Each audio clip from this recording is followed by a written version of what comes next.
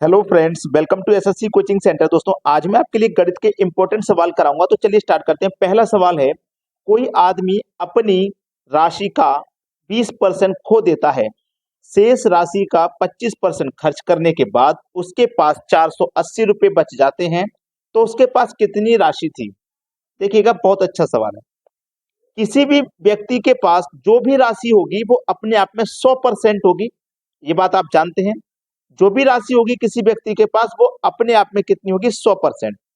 ठीक है, अपने आप में कितनी होगी भैया? 100%। अब इस 100% में से व्यक्ति ने 20% खो दी तो बची कितनी? 80% बची। ठीक है, देखो, कोई राशि थी जिसको हमें नहीं पता तो हमने उसे एक्स मान लिया। उसमें से 20% खो दी तो बची कितनी? 80% बची।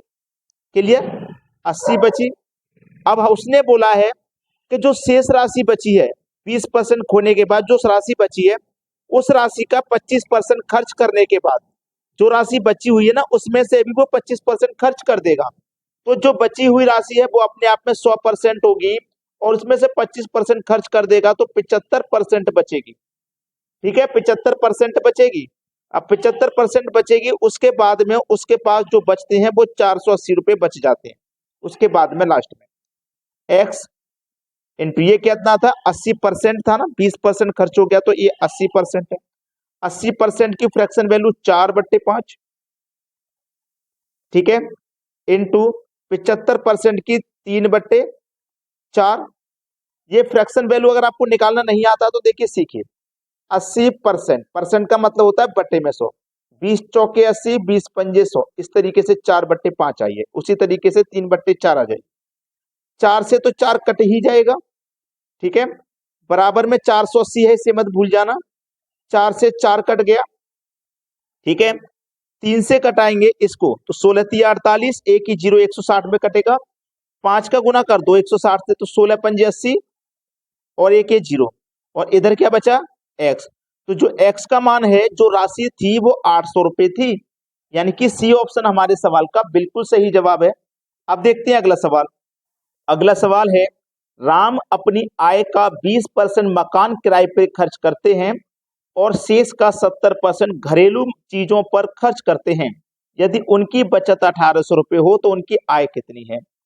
जो भी आय होगी अपने आप में 100 होगी, यानी कि हमने उसको एक्स मान लिया, क्योंकि हमें पता नहीं है 10,000 5,000 कितनी है, हमने एक्स मान लिया। 20% तो मकान किराए पे खर्च करते हैं, 100% में से 20% खर्च कर देंगे, 80% बचेंगे। ठीक है, उसमें से घरेलू चीजों पर 70% खर्च कर देते हैं, 100 में से 70% खर्च कर देंगे तो 30% बचेंगे।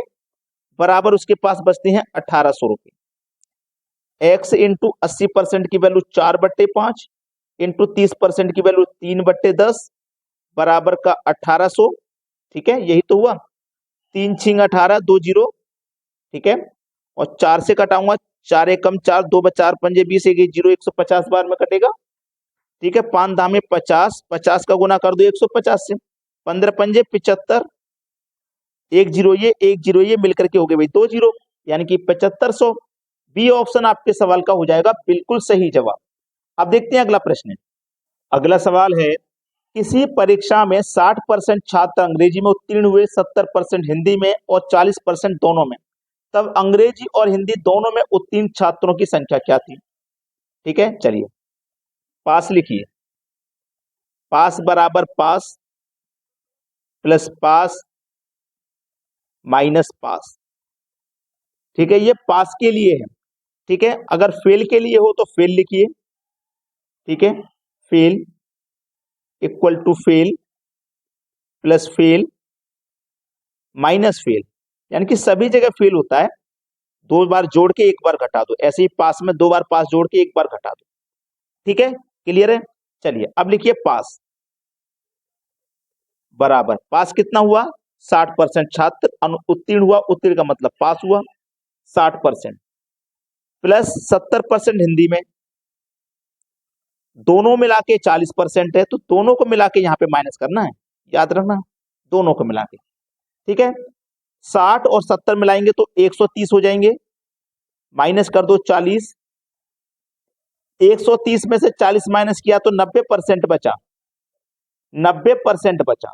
ठीक है, अब कोई भी छात्रों की संख्या जो होगी अपने आप में 100%, इसमें से पास हो गए आपके 90%, पास हो गए 90%, तो भैया फेल कितने हुए होंगे? 10% ही तो फेल हुए होंगे, है ना।